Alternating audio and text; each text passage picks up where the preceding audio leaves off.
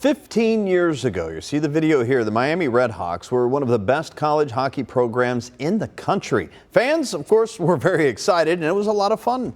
But in the last couple of years, wins are actually few and far between. Yeah, it used to be they were just a huge magnet for this. And there's a new head coach that wants to change all that. Sports anchor Marshall Kramsky sat down with Miami's Anthony Noreen in his first conversation with a local Cincinnati TV station. Get the call, you're the next coach of the Miami Redhawks. What's the emotions that went on?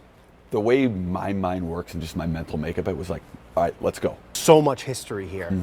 Recently, not so much. Only one conference win last year. You have so much you have to do. How do you figure out where to start? Yeah, I mean, fortunately for me, I've been in similar situations. I went into a Youngstown team that had never made the playoffs in the USHL. I came into Stevens Point, my alma mater, after its worst season, I think, in 20 years. And I came into my previous head coaching job off a last place finish. And to me, where it starts, and again, you take a little bit from each stop, but for me, where it starts is get the right people in the right seat. Equally as important, get the right people in the locker room. That doesn't necessarily always mean the best players, the right guys. There's nothing against the group that came before. I think what I need to do is learn. What did they do? Where maybe they could get better?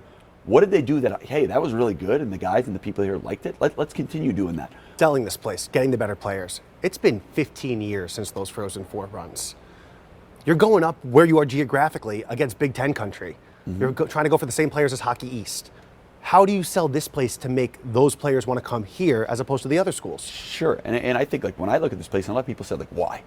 And obviously the history is great, but for a 16-year-old, 17-year-old, 18-year-old, there's a little bit of recency bias where they don't remember the Frozen Fours. They don't remember the CCHA championships the way that I do. And they don't remember Miami the way that I do, and Enrico's heyday the way that it was, and the brotherhood and those things.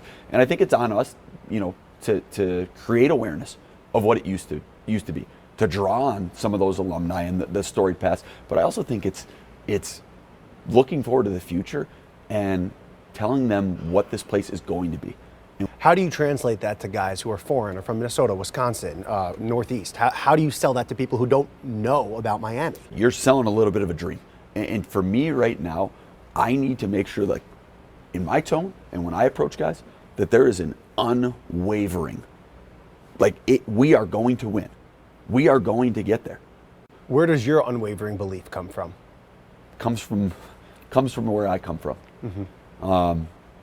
I'm extremely fortunate. I was raised the son of a coach in a hardworking, blue-collar family that sacrificed everything. A lot of people, when they grow up, their goal is to play in the NHL. My goal as a kid was to coach at the highest level. It always was. And again, my dad was a coach. You're around that. I was the little kid on the bench with a helmet on, opening the doors for the defensemen, and they were all tapping me on the head, and they were just what I was around. And you want to do that. What do you think it was that made you stand out, that Miami decided you were the man for the job? It just felt like one of these things where, man, what they're looking for, that's what I do.